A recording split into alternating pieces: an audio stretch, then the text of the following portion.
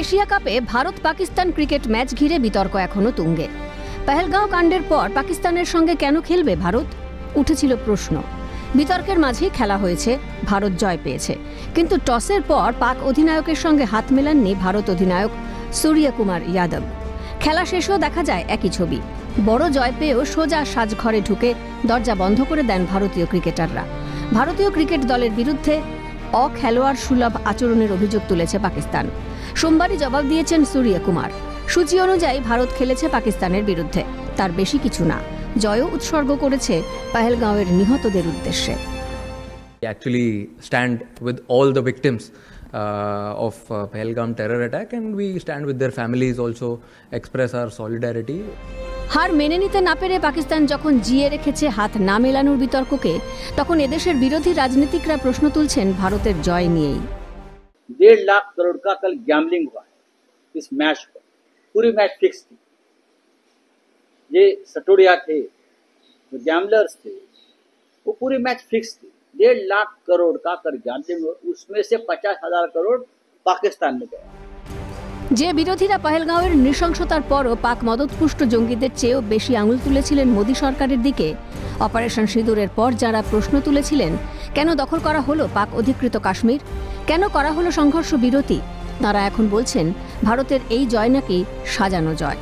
2019 সালের 14 ফেব্রুয়ারি পাক জঙ্গিদের হামলায় যখন প্রাণ গিয়েছিল 40 জন জওয়ানের, তখনও বিরোধীরা গোটা ঘটনাকে কার্যত সাজানো বলে দাবি করতে চেয়েছিল। ঠিক 13 দিন পর 27 ফেব্রুয়ারি ভারত যখন পাকিস্তানের বালাকোটে জৈশ-ই মোহাম্মদের জঙ্গি প্রশিক্ষণ শিবিরে বিমান হানা নামিয়ে এনে খতম করেছিল প্রায় 300 জঙ্গিকে, তখনও বিরোধীরা প্রশ্ন তুলেছিল সেই ঘটনার সত্যতা নিয়ে। এখন তারা বলছেন ক্রিকেট ম্যাচে ভারতের জয় নাকি সাজানো, সব নাকি টাকার খেলা। সঞ্জয় রাউতরা কি জানেন না অপারেশন সিঁদুরের লক্ষ্য কখনো ছিলেন না পাকিস্তানের সাধারণ নাগরিকরা?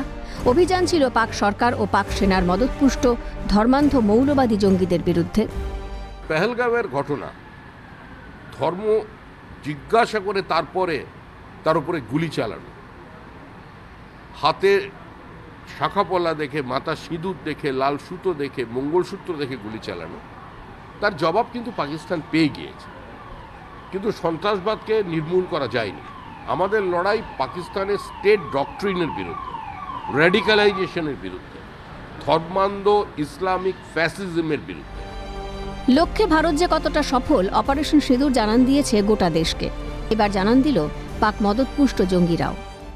सब कुछ कुर्बान करने के बाद 7 मई को भावलपुर के अंदर मौलाना मसूद अजहर की फैमिली के लोग, बहनें और बेटे और बच्चे रेजा रेजा हो गए, टुकड़ों में तकसीम हो गए। তবু অপারেশন সিঁদুর নিয়ে মোদী সরকারকে বারবার বিব্রত করতে চেয়েছিল বিরোধীরা।